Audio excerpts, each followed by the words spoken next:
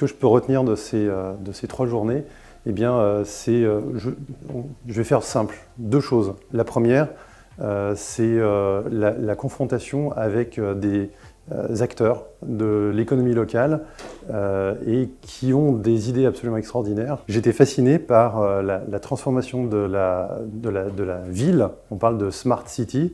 On entend beaucoup parler de Smart City et j'ai été assez étonné de la manière dont les Hollandais, en particulier à Rotterdam, mais à Amsterdam c'était à peu près la même chose, ont réussi à transformer leur ville et avec un échange, une communication avec les populations pour leur faire prendre conscience des problématiques, notamment énergétiques, qu'il y avait au sein de la ville de Rotterdam. Ça, c'est la première chose.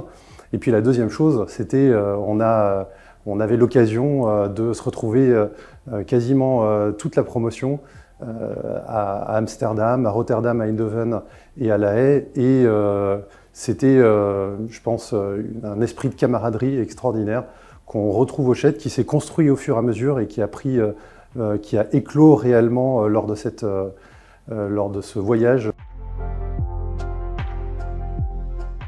Je retiens, non pas parce qu'il est français, mais Stéphane Boujna, qui est le président directeur général d'Euronext, qui nous a parlé, surtout dans ce contexte très particulier, de l'évolution et des problématiques des marchés financiers européens et internationaux, mais européens en particulier, eu égard les événements qui existent actuellement dans l'Est de l'Europe, mais également toutes les mesures qui ont été prises, gouvernementales, qui ont été prises en France et à l'étranger, et les impacts sur les marchés financiers. C'était passionnant.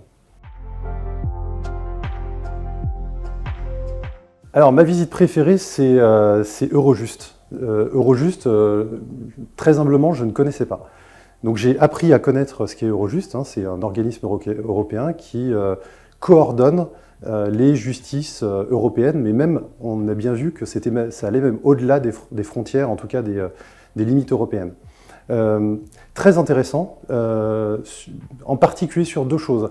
La première, c'est le représentant de la Cour pénale internationale, surtout dans un contexte actuel qui a fait preuve d'une certaine neutralité, et c'est ce que j'attendais, et il a été pour moi très cohérent par rapport à l'image qu'on peut attendre de la Cour pénale internationale.